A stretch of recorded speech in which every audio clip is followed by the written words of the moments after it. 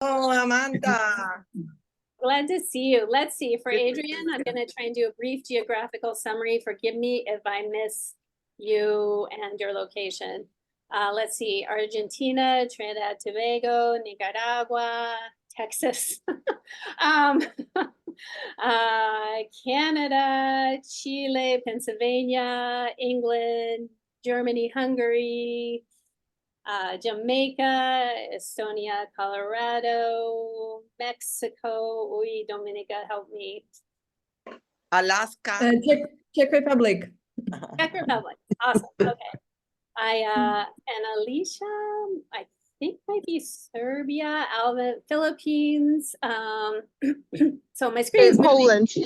Poland. Oh, Alicia, sorry, Poland, okay. The geography test is not going that well for me today. Let's see, Tanzania, Brazil, Macedonia, Nepal, New York City. So gives you a sense, Adrian, of the people. Hi, my name is in the room. And with that, I will turn it over to Graciela to introduce Adrian, and then the floor is Adrian's. Great to see you all. Hi, so good to see you all.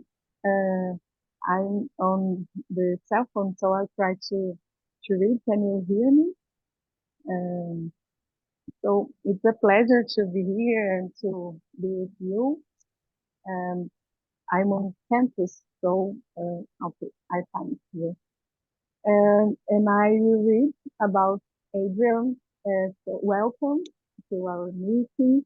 And Adrián Cerezo, PhD, is visiting researcher and child project fellow at the Yale Child Study Center, a senior research fellow at the University of Maine, and a senior fellow at Capcom. His transdisciplinary work explored the fundamental role of early childhood development and the achievement of the Sustainable Development Goals.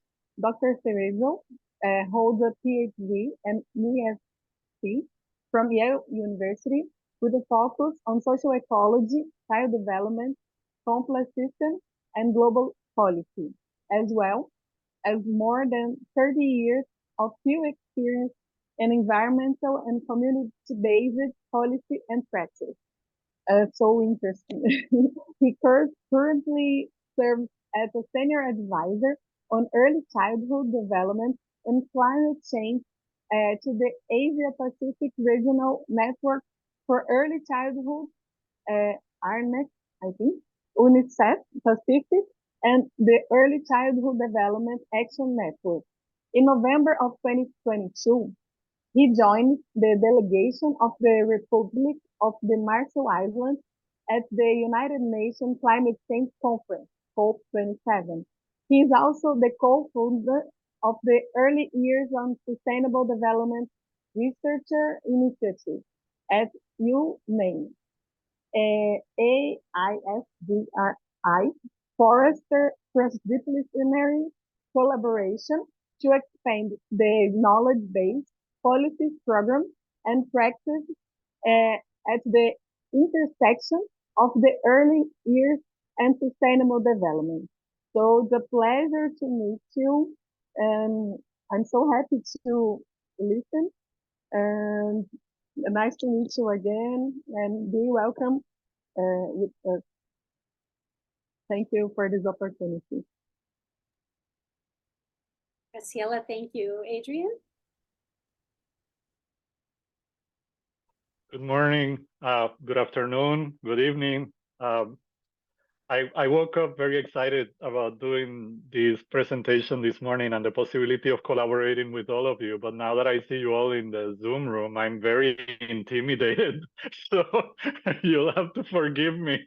I have to take 2 seconds to level down.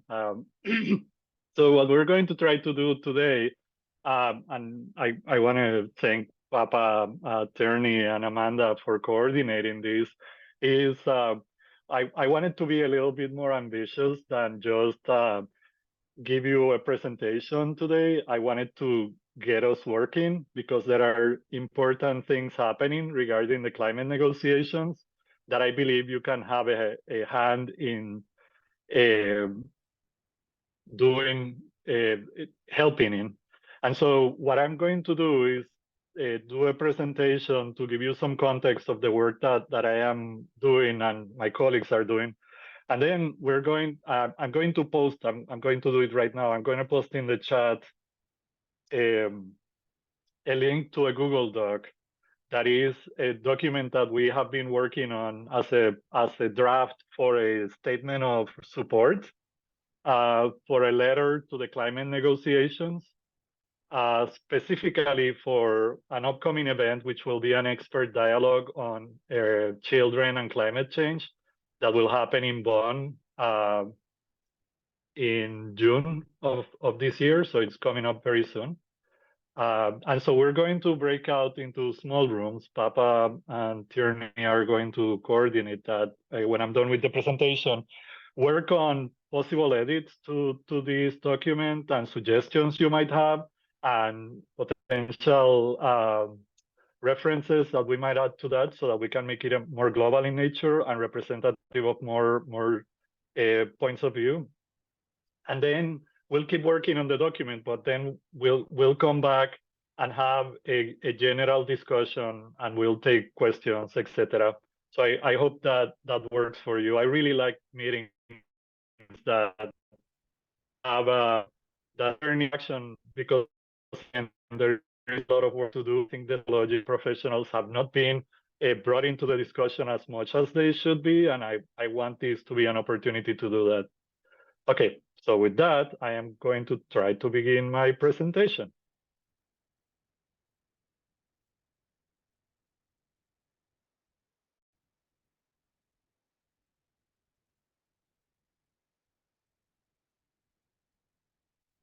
Okay, so according to Zoom, you can all see my first slide.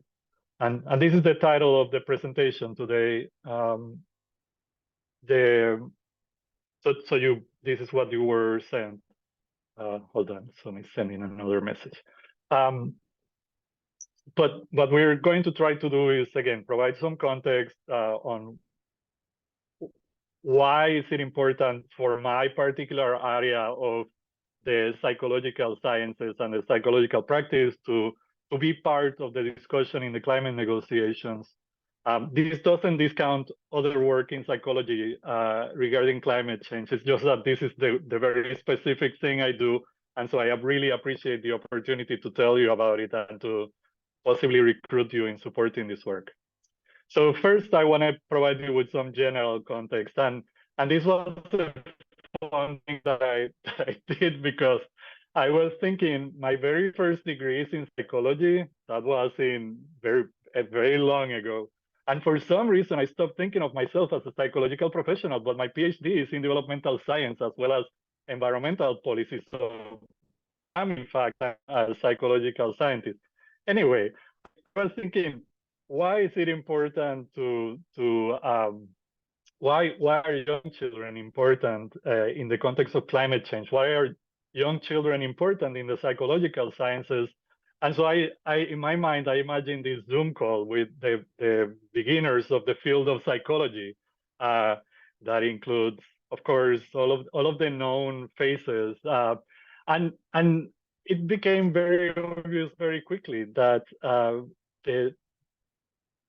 all of them, Freud, Piaget, Jung, Erickson, they were all already thinking about this fundamental key moment in life that is early childhood. The very earliest ones didn't know enough about the science to understand how fundamentally important it was, but they had a notion that it all begins with early childhood.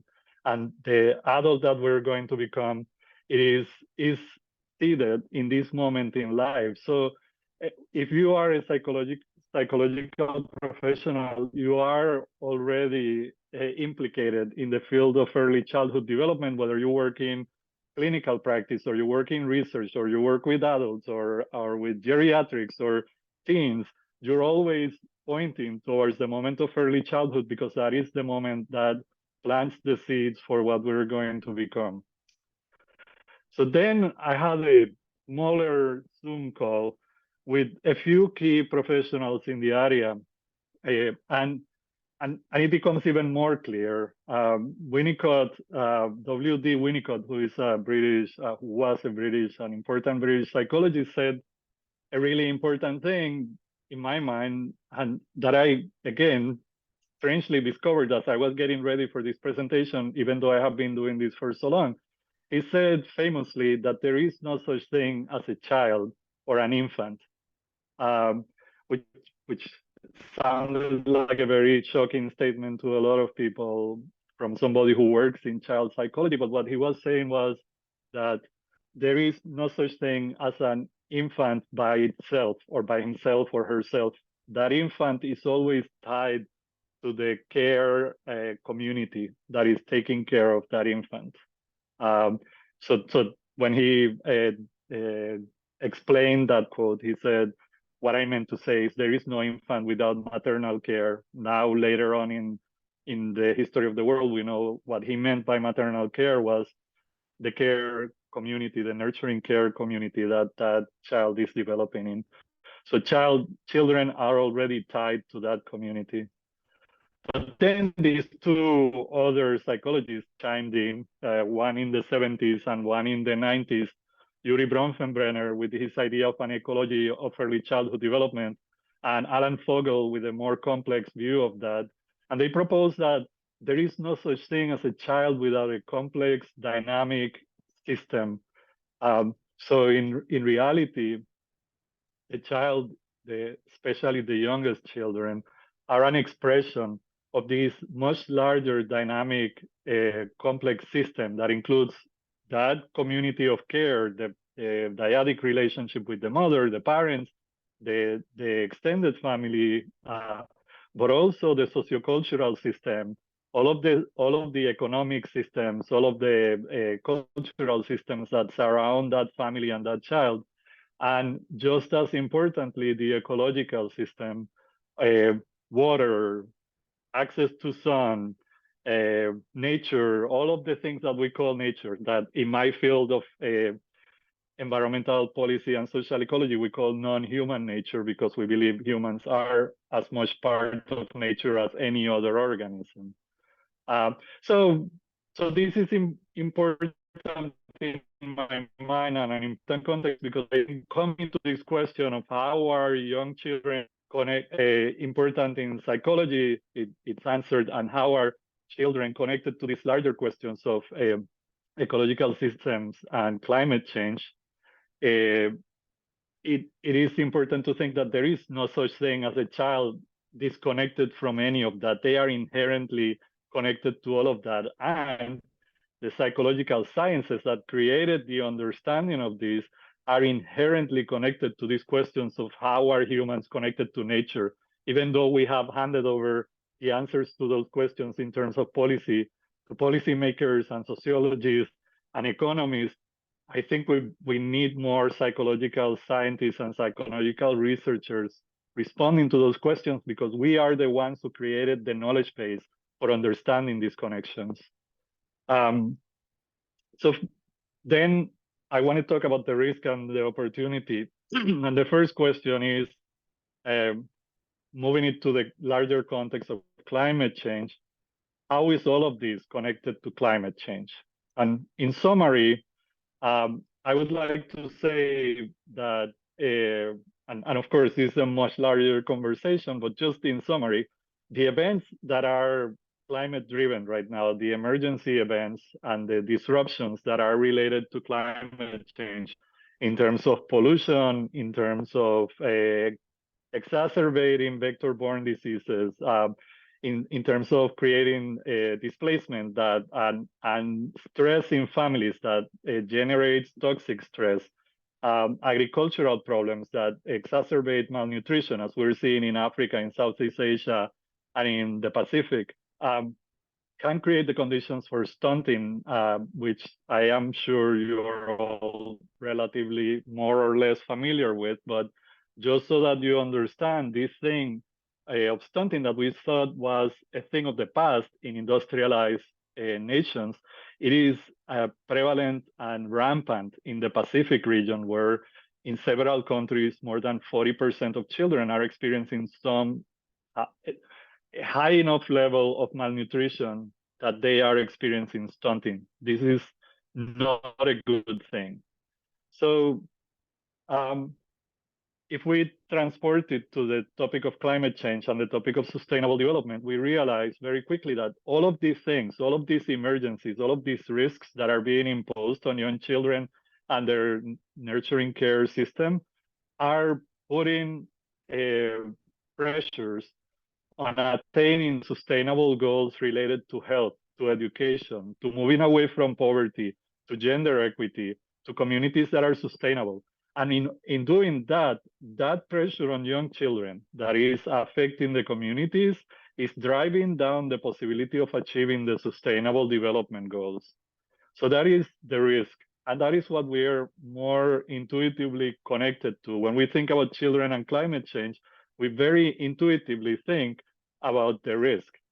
What I have been working on for the last 15 years is the other side of this equation. And that's why it's like, yay, there is an opportunity contained in all of this. And in fact, the reason I moved from environmental policy into early childhood development policy for my PhD work is that I realized that there is an immense opportunity here. And I'll very briefly describe it. When we take on opportunities for supporting young children, like in the most basic way, as described by what is called the nurturing care framework. You can look it up. There is a whole very rich website that talks about the nurturing care framework for early childhood development. And they talk about 5 things that they discuss when we try to support policy building regarding early childhood in the world. 5 things that, if nothing else, we need to take care of, especially in the first 1,000 days of life. We need to make sure that all children are healthy, that all children have their nutrition attended to. And when we say children, we're talking about children and their supportive network, which includes their parents, because there is no infant without their mother. There is no infant without their caregiver. So the health and the nutrition has to be attended to.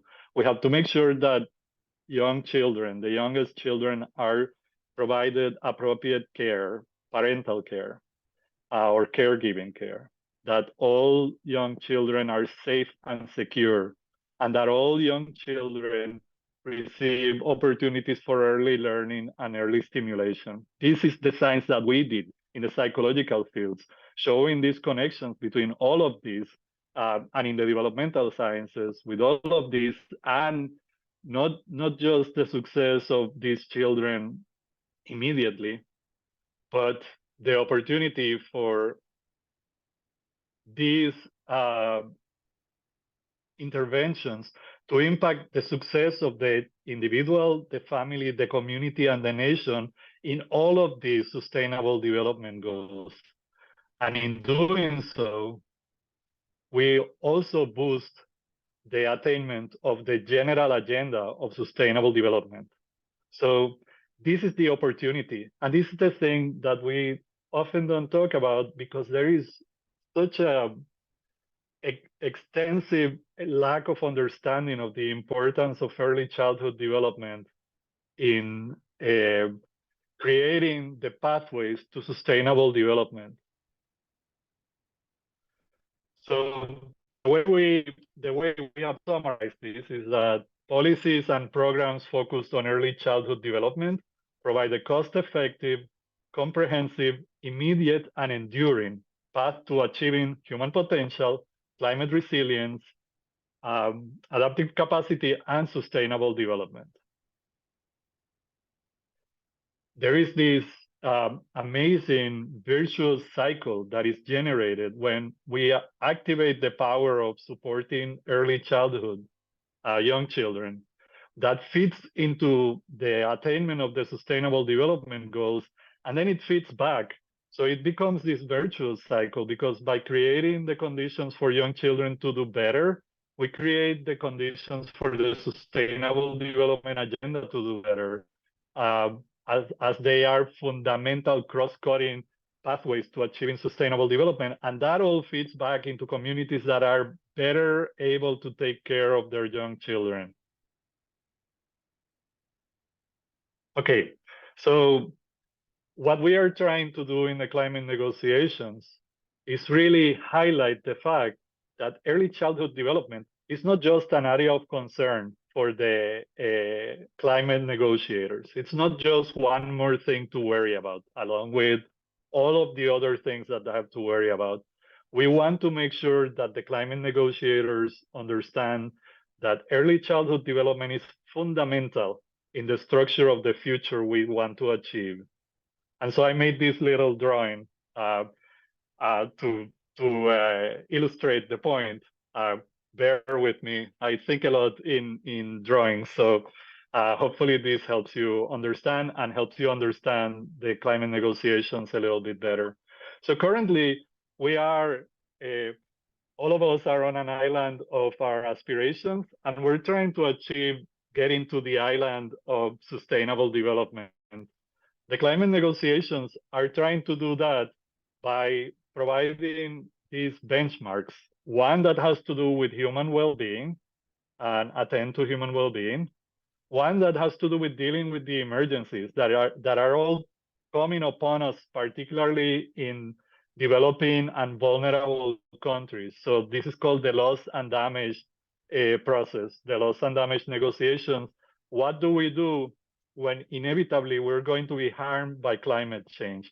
And so this is the urgent matter. More important, but just as urgent, is dealing with adaptation and resilience. How do we make communities adapted so that they don't have to experience emergencies related to climate change? And then the bigger agenda, that is the one closest to sustainable development, which is called mitigation. And the negotiations on mitigation have to do with how do we reduce the carbon load or the greenhouse gases load on the atmosphere, and how do we reduce the climate change itself. And that is closely tied to sustainable development, okay? Here's the problem. This agenda is massive. As you can see there, it's probably giving you anxiety just from me describing it. I had some colleagues go to the climate negotiations for the first time. I've been doing it for about 15 years now, so I'm kind of used to it. So it was funny to see them come back from the United Arab Emirates, and they were terrified. They told me for those 10 days that they were there, they really felt like the world was ending. And they were surrounded by 60,000 people that were trying to figure out how to make sure the world doesn't end. This is the level of anxiety that this generates. So this is a massive agenda. And the problem is that if we just use these columns as the basis for the agenda, we are not going to achieve it because there is no supportive mechanism. Just like with any bridge, bridges are not just, you cannot just put a road on those columns. It will collapse. Even though they're strong columns, they need a second piece. And I believe that second piece is the nurturing care framework and the support of young children. Because when we support young children and support the well-being of young children, we support the well-being of families. By doing that, we support the well-being of communities. And by doing that, we support the well-being of countries. So on that dimension, but also in the dimension of time, when we support young children, we are supporting them not just for their well-being of that individual at that moment. We're not just feeding a baby at that moment. We are creating the architecture, the structure of potential for that child to become an adult that can fulfill their potential, an adult that is healthier, an adult that is better nourished, an adult that is more socially, emotionally competent and ready to participate in society. And so in doing so, you can attend better to the impacts of loss and damage, because young children and families and communities that go into emergencies and displacement, better nourished, more socially, emotionally competent, more healthy, are going to be able to absorb the damage. They are going to be literally, by definition, more resilient. They're also going to be by design, creating the adaptive capacity, promoting the adaptive capacity of that community. And so this is a way of feeding into the adaptation process.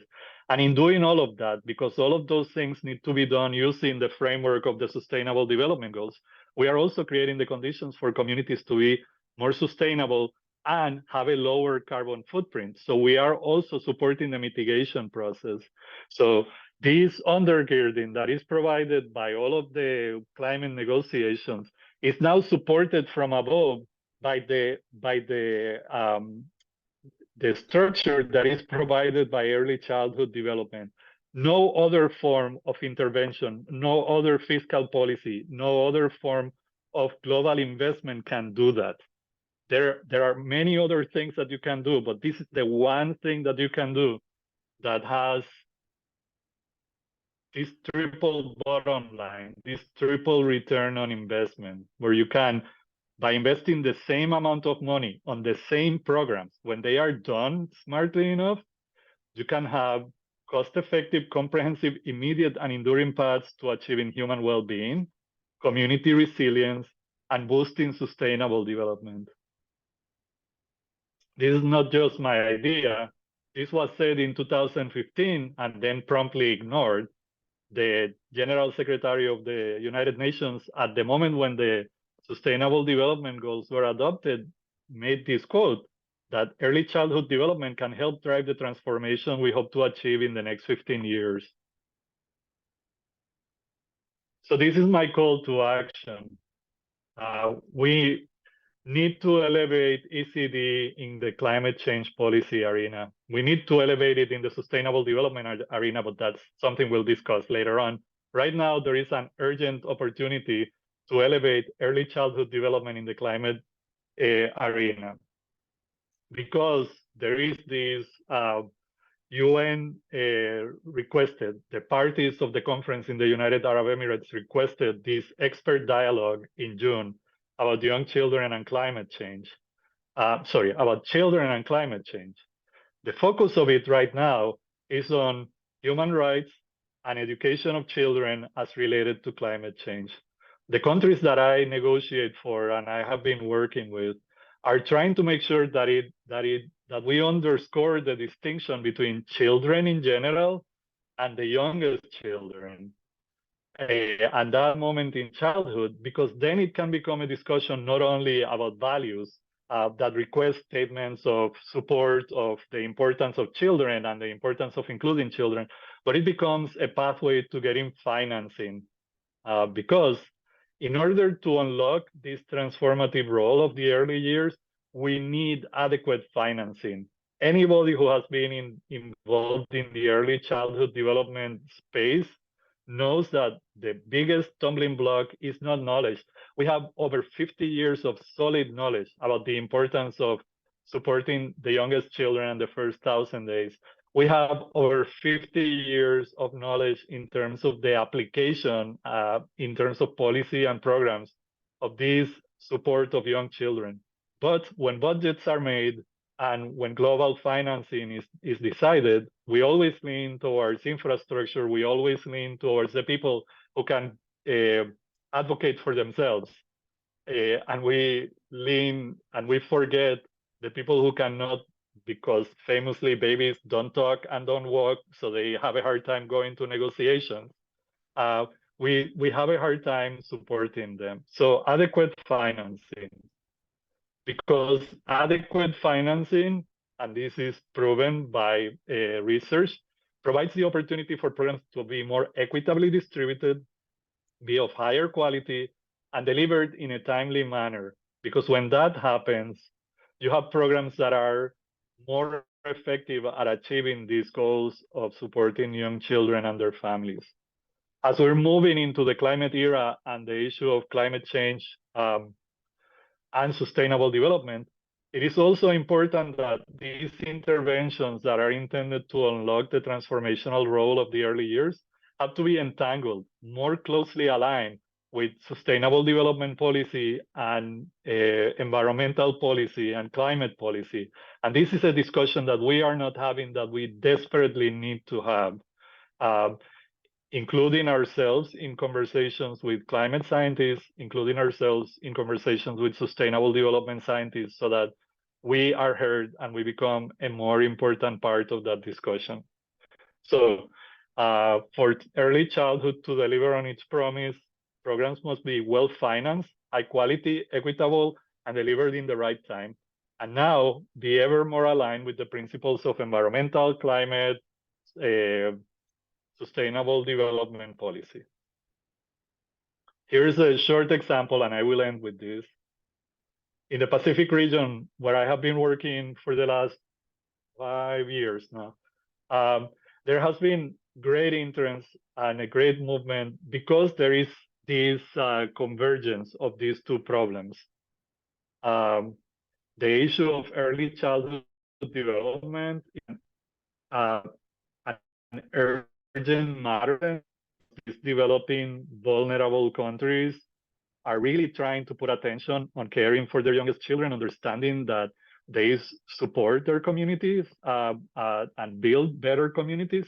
So several years ago, they put this Pacifica call to action. This is the Early Childhood Development Collaborative for the Pacific that talks about general things that need to be done to improve the benefits, the life of young children regarding development in general and sustainable development in the Pacific. A couple of years ago, we began working on so the Pacifica call to action had 9 points. A couple of years ago, we began working on action point 10, which was adopted at this time, actually last year, in Fiji, in a meeting of all of the members of the Pacific Early Childhood Collaborative. And this action point 10 calls for prioritizing ECD as a pathway to increase resilience and adaptive capacity of community. And furthermore, calls for ECD professionals to become more entangled and more in conversation with climate and sustainable development professionals in those countries. We are activating those connections in several countries in the Pacific. The one where we're doing the most work right now is the Republic of the Marshall Islands.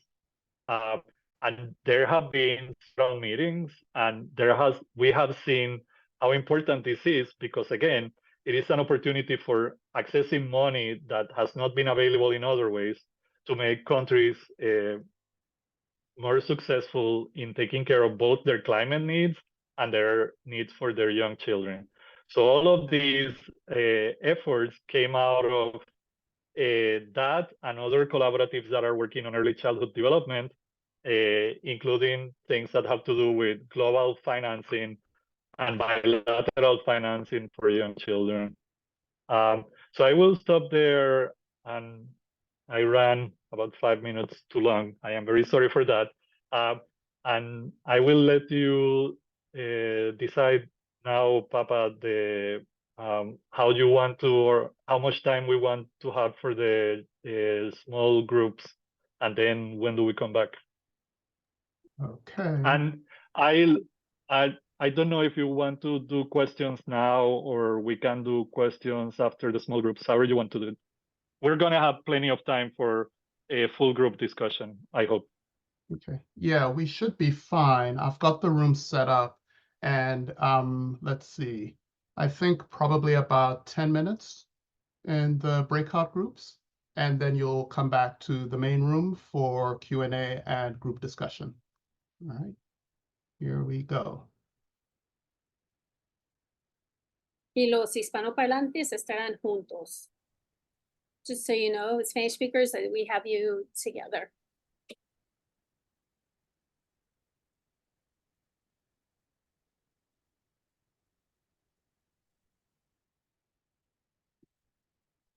Also, oh, Mark is here. Awesome. I sent everyone's.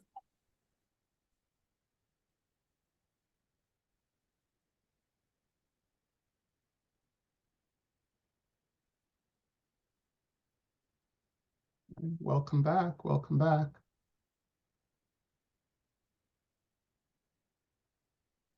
So How do you want to do this, Amanda? So two options. I think one was we pull up the document. Is that what you were thinking? And if there were suggestions or edits, or we could just have a broader conversation, questions. We have about 10 minutes. Yeah, I think we can take questions and have a broader conversation. Everybody now has access to the document, and if I guess we can begin with questions specifically about the document. I can give you a little bit more context. Gabe asked a very good question of what are the mechanics of activating this document. The idea is that as it gets signed by representatives of the GPA from all of the countries we can bring into this, we can bring the document into the coalition that is putting together the agenda of the dialogue for young children, for children and climate change, so that it focuses more on young children. It will also be shared with the United Nations Framework Convention on Climate Change, so that they start thinking about elevating this topic, and in doing so also elevating psychological professionals in the discussion, which I think is really vital here.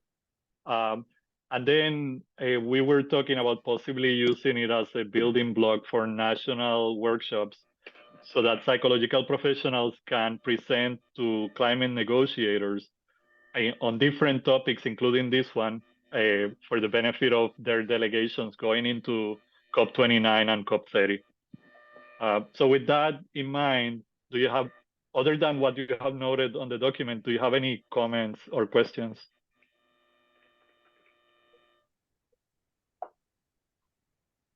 Go ahead, Carlos. And also, Carlos has a comment, and Angelo put a good comment in the chat that we'll add. I see that paper. Thank you, Angelo. Go ahead. Great document, Dr. Cerezo. And I'm by trade more of a psychotherapist. And one of the things that we have claimed for a number of years now is that neuroscience support the work we do, because therapeutic effective interventions change not only the mind, but also the brain. And the idea is we help with neuro connections and betterment. And while we celebrated that, we forgot to note that neuroscience can also demonstrate the negative effect of context. In other words, it's not just that we do good things. Poor, limited, challenging environments actually damage not only the psyche, but also the brain and the structural neurobiology of the individuals. That's particularly true in early years. So the idea of focusing on the 1,000 years is essential. And for me and my colleagues, it's a matter of social justice, not just a matter of importance. And the second element associated with that are the rights of the child. Most of the time, we create programs that offer adult views and not children-based views. And second, when we offer child-based views, actually, we look at the kid as a passive recipient, when in fact the child's rights indicate that they should have an active participation, even from early stages, not on the first 1,000 days, but in general, to inform what is it that is best for them. And last but not least, poverty not only damage the early 1,000 years of the kids, but also larger proportions of poverty also indicate a shorter lifespan for everybody on a particular country. So working to help is not only in the benefit of those affected, but also in the benefit of those who want to live longer. Thank you. Yeah, regarding the rights of children, if you are familiar with the Convention on the Rights of Children, you might be familiar with General Commentary number 7 in the Convention of the Rights of Children. Most people aren't, and we should be, because General Commentary number 7 is the one that says, yes, children, from conception to 18 years of age, or the movement towards adulthood. But there is this moment in life, which is early childhood, that is exceptional. And so when we're talking about these epigenetic, neuropsychological, synaptogenetic, all of these things that are happening in the first 1,000 days, the way I explain it to my students is that an 8-month-old is very as different from an 8-year-old as they are from an 80-year-old. We have to understand the exceptional things that happen at that moment in life and how much opportunity and power can be captured there. So that's why I'm highlighting it. I was just pointing to Amanda that in the climate negotiations, because environmental policymakers don't really think about children in the detailed way we do, they think of children.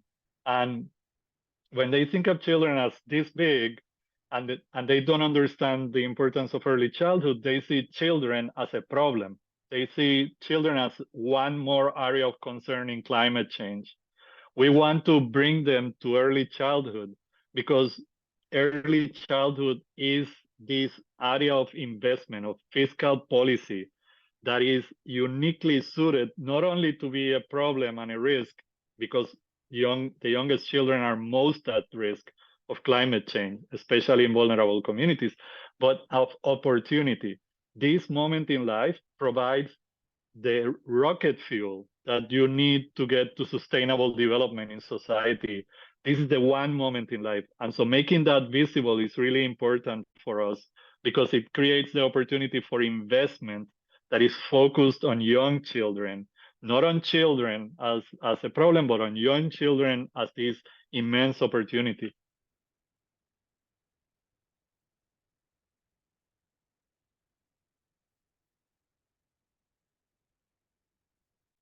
There were some notes in the chat that I don't want to forget mentioning. This idea of moving beyond Western perceptions and including First Voices, First Nations, indigenous communities in all of this. There is a lot of power to be had by activating this dialogue in the climate negotiations, thinking about both things. But the first thing we have to do, and so, because the indigenous groups are a very powerful constituency in the climate negotiations and very vocal, and so are communities that are trying to promote non-Western ways of looking at sustainable development and community development. But we don't exist in the negotiations right now. I was mentioning to Amanda recently that there is this document written by the Green Climate Fund, trying to promote financing of what is called well-being, which is a call that the IPCC, the Intergovernmental Climate Change, Intergovernmental Panel on Climate Change, which is the scientific body, was saying well-being should be a priority. So now the Green Climate Fund is saying well-being is a priority in financing. Here's the science behind why well-being is important. The first paragraph of the science about well-being in climate change talks about women, and rightly so. They're a very important constituency. The women are teens, the young girls, they grow up, they get pregnant. The next paragraph talks about youth. Youth are very important. We need to elevate the importance of youth, etc., etc. There is no paragraph between young women and youth. There is no childhood. There is no early childhood. The Conference on Climate Change, we don't exist. We are a blank. And so in order to engage all of these other conversations that have to do with childhood and particularly early childhood and climate change, at the UNFCCC level, at the climate conference level, we have to exist so that when there is a next statement put together about financing well-being for climate change, there is a long paragraph between women and youth saying, here's what you can capture by investing in this moment in life. That doesn't exist yet.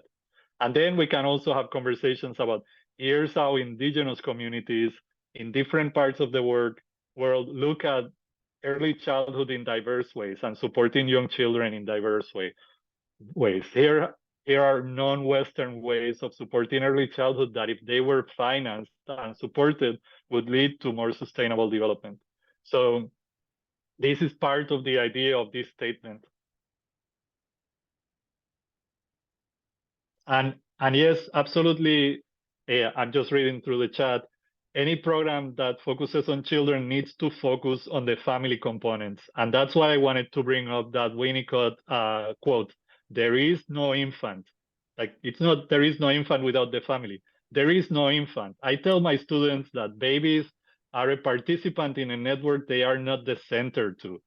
We have to understand that. It's a complex network in which the baby is in, but they are not the center of that network. The network is a disaggregated, non-centralized network that includes the family, includes the cultural, sociocultural environment, and includes the ecological environment. And the success of the baby is predicated on the success of that whole system, particularly that closed system of family care. So yes, absolutely. Would it work, Adrian? I know we're close to time. If we, the group of us, we have a regular kind of working meeting. So it's not uncommon for us to go through a document like this kind of piece by piece now that everyone's been exposed to it. And I'll share some of the resources, like the paper Angelo sent, which looks great, about nutrition in indigenous communities in Brazil. Like, because one of the aims that we had as a group was integrating as various global perspectives, right, and data, and then send this back to you, or maybe you'd want to be at that working meeting. We'd be happy to invite you, you know, depending on the amount of time and you have. This is a priority to me. You have been incredibly gracious in offering your organization to broadcast these important topics. So of course, I'll support it as much as I can. Yes, that would be great. Okay, I noticed in the chat it came up, and I do think it's a great idea. So I'll take a look at the calendar. We know everyone who is here, of course. Other people interested in climate, early childhood, or in psychology broadly are all welcome, but we'll be sure to send this out to y'all. Adrian, this has been, and I think it's very exciting for the Alliance, because there's so much space to really move psychological science forward in a, you know, combined just critical early childhood, sustainability, climate, and global policy kind of way. So we thank you eternally for guiding us along this path. That Gabe, who first met you and put your name out there, and so thank you also, Gabe. And to everyone who's here, please keep an eye out. I'm taking screenshots of the recommendations in the chat. Thank you, Angelo. And we'll follow up accordingly. Thank you all so much for being here. One quick thing, if I may, very quick. At the national level, this is really important.